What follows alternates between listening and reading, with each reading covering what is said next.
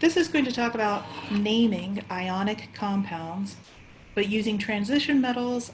That's this group right here, not the alkali and alkaline earth metals. So just to remind you, transition metals are special because depending on the conditions under which they are formed, they can take multiple different positively charged states. So for example, iron under conditions that have lots of oxygen around it will tend to form a +3 charge. If there's not as much oxygen around it, it tends to take a +2 charge. So when iron combines with oxygen, and remember that oxygen will always take a -2 charge, they can form different compounds. So iron, if it's in its Fe+3 state, when it combines with oxygen, I will need 2 of these for every 3 of these, so my formula will be Fe2O3. Oftentimes, crisscrossing the superscripts helps as long as it's in its lowest possible form. When Fe+2 and O-2 combine, I can't do the crissy-crossy thing because that would give you Fe2O2. That's not the lowest possible, it would just be FeO. So FeO and Fe2O3 are 2 different ways in which iron and oxygen can combine to form an iron oxide.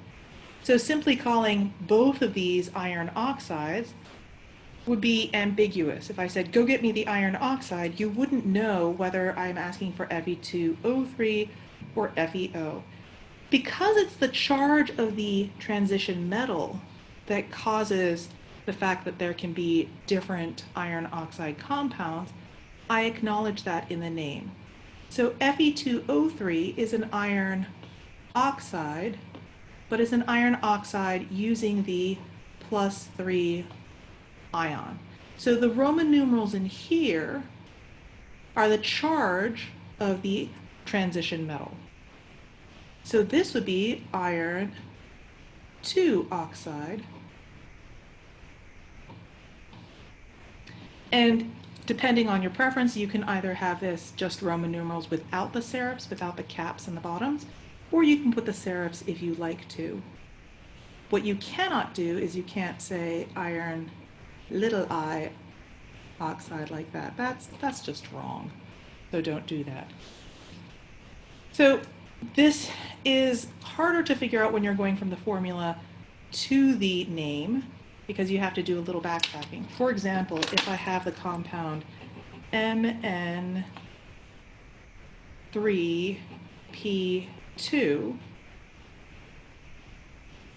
the way that I would go about writing this, that I would say, all right, this is an ionic compound, and I know this because manganese is on the left side of the Zintel boundary. So I know I have to write my name of my metal, and then I take phosphorus and I drop the last syllable ish, and I add IDE, so I will put down phosphide. But notice that I'm leaving a space in between.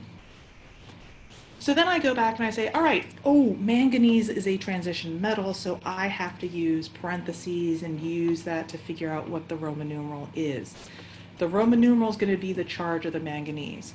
So phosphorus is in the -3 column, so that takes a -3 charge. I have 2 of them, so this is a -6 charge. This has to be a total of +6, so I need 2 + 2 charge if I have 3 manganese ions. Again, you can do the crissy-crossy thing back. So this would be manganese 2 phosphide.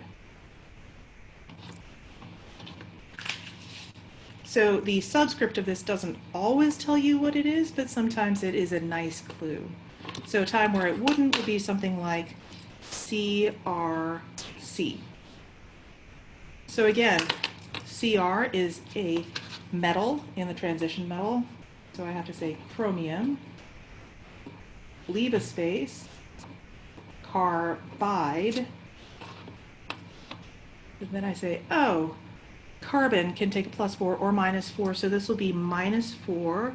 I have 1 chromium, so that would be +4, so this would be chromium for carbide. So that's going from the formula to the name. Going from the name to the formula is so much more easy. So say that I have something like vanadium 5 chloride. I know vanadium, if I look on my periodic table, is V. Chloride, the chloride would be chlorine, so Cl. And now vanadium takes a +5 charge, chlorine takes a -1 charge. So I'll crissy-crossy and I'll get VCl5. Notice that when I write my formula, I don't have any charges. The charges you can write in when you're trying to figure something out, but when you report your answer, the proper formula never has charges in there. How would I do this with a polyatomic ion? It really doesn't change that much. So say that I have Fe, pause. So let's look at FePO4. This is a polyatomic ion. I know this is an ionic compound because Fe is a metal. And I have 3 capital letters, so that must mean something must be a polyatomic ion. This is your polyatomic ion. It's an oxyanion.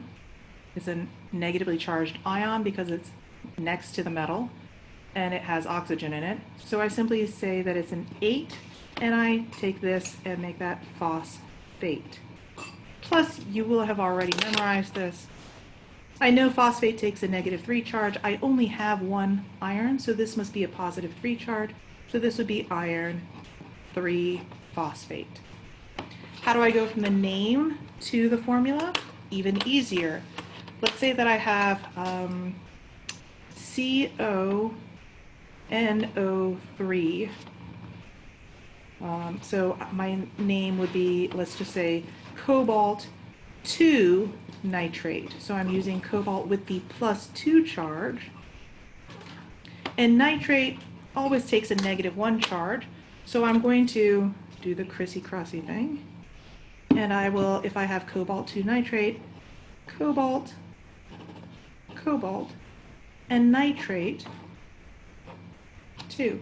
Notice that I've placed nitrate in parentheses because it's a polyatomic ion and I have 2 of them, so I have to put that around the parentheses. And even though there's just 1 cobalt, I do not put 1 as a subscript. So this is how you name with transition metals.